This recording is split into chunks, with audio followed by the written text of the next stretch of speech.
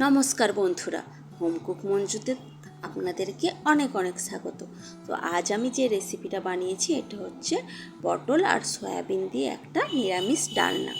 তো এটা আমি কিভাবে বানিয়েছি তো আজ চলুন এটাই আপনাদের সাথে এখন শেয়ার করি।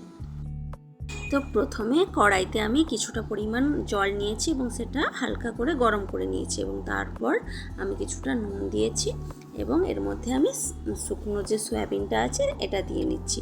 এটা আমি এই গরম জলটার মধ্যে সেদ্ধ করব না, জাস্ট গরম জলটার মধ্যে কিছুক্ষণ ভিজিয়ে রাখবো। এইভাবে নেড়ে চেড়ে আমি একটা পাত্রে তুলে রাখবো, কিছুটা এইভাবে ভিজানো থাকবে।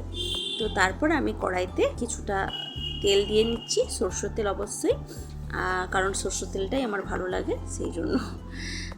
সাদা তেলটা এরম সবজিতে ভালো লাগে না, সরষের তেলের গন্ধটাই ভালো আসে।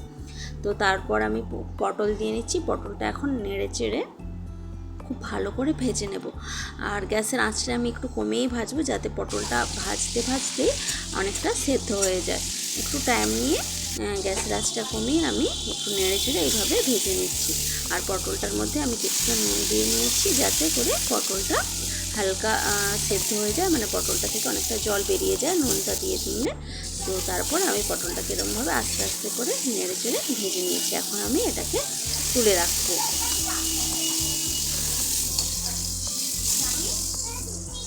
তো পটল তো তোলা আমার হয়ে গেছে। এই তেলটার মধ্যে আর কিছুটা পরিমাণ আমি অল্প পরিমাণে দিচ্ছি, তেল অ্যাড করব এবং যে ভিজিয়ে রেখেছিলাম যে সয়াবিনটা নুন আর গরম জলের মধ্যে, সেটা আমি এর মধ্যে দিয়ে, মানে নুন জলটা আমি চেপে ফেলে দিয়েছি, তারপর আমি এই তেলটার মধ্যে দিয়ে একটু ভালো করে ভাজা ভাজা করে নিচ্ছি।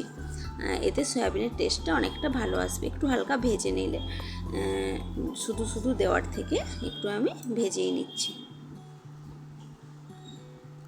তো সয়াবিনটা তো আমার ভাজা হয়ে গেছে এবং আমি এটাকে তুলে রাখছি। এরপর আমি কড়াইতে আবার কিছুটা তেল দেব এটাতে আলু দেওয়ার জন্য, মানে আলুটাকে আমি এখন এই তেলটার মধ্যে ভেজে নেব। তো আলুটা আমি একটু ভালো করে, মানে একটু খুব বেশি যে ভাজছি তা না, মোটামুটি হালকা করে একটু ভেজে নিয়ে তারপর আমি এর মধ্যে গরম জল অ্যাড করব। মানে জলটার মধ্যে একটু আমি ভাপিয়ে নেব। এই জলটাতে আমি একটু, মানে আলুটা যেহেতু সেদ্ধ হতে একটু বেশি টাইম লাগে, সেই জন্য আলুটা একটু নুন দিয়েছি এবং তারপর ঢাকা দিয়ে আমি এই 4 থেকে 5 মিনিট মতো রেখে দিয়েছি, ভাপিয়ে নিয়েছি। খুব যে বেশি সেদ্ধ করেছি তা না, একটু অল্প করে ভাপিয়ে রেখেছি।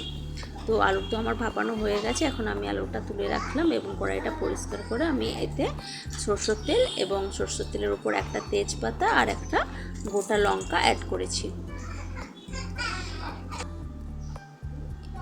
এটা থেকে খুব ভালো একটা গন্ধ যখন বেরিয়ে এসেছে, আমি এরপর 1 চামচ, মানে বেশ, মানে ভর্তি ভর্তি 1 চামচ আমি আদা বাটা দিয়েছি। যেহেতু নিরামিষ এটা, কোনো পেঁয়াজ রসুন আমি এর মধ্যে অ্যাড করব না, সেই জন্য আদা বাটার পরিমাণটা একটু বেশি দিয়েছি, ওই 1 চামচ মতো। তো আর একটা টমেটো আমি এইভাবে গ্রেট করে রেখেছি, সেটাও এখন এই আদা বাটাটার মধ্যে দিয়ে নিচ্ছি। আদা বাটাটা যখন হালকা করে ভাজা হয়ে গেছে তখন আমি এটা দিয়ে নিয়েছি। তো এটাও আমি একটু হালকা নেড়ে চেড়ে একটু ভেজে নেব। এরপর আমি যেটা অ্যাড করব সেটা হচ্ছে কারি পাতা।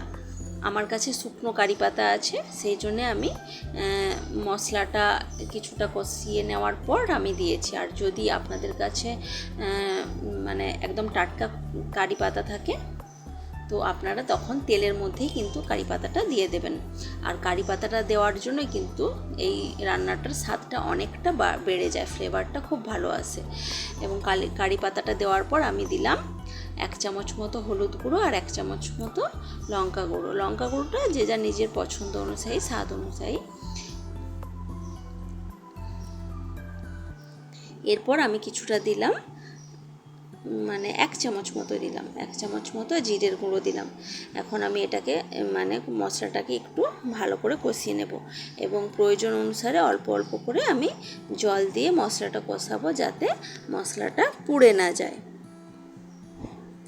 মশলাটা কিন্তু খুব ভালো করে কষাতে হবে, তবেই রান্নাটার স্বাদটা অনেকটা ভালো আসবে। মশলা কষানোর উপরেই কিন্তু রান্নার স্বাদটা নির্ভর করে।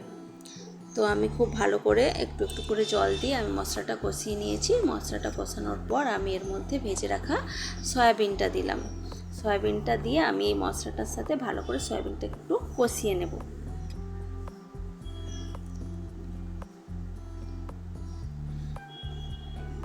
তো সয়াবিনটা কিছুটা আমার কষানো হয়ে গেছে। এরপর আমি যে ভেজে রেখেছিলাম আলু এবং পটল, এটাও আমি এই সয়াবিনটার মধ্যে, মশলাটার মধ্যে দিয়ে দিলাম এবং এখন এটাকেও আমি নেড়ে চেড়ে একটু ভালো করে কষিয়ে রাখবো।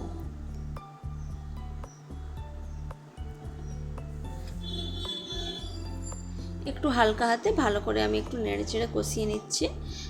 নিরামিষ রান্না একটু ভালো করে টাইম নিয়ে রান্না করলে কিন্তু খুব ভালো স্বাদ হয়। তো এরপর আমি একটু ভালো করে কষিয়ে নিয়েছিলাম। তারপর আমি দিলাম এর মধ্যে জলটা আমি পরিমাণ মতো বুঝে দিয়েছি।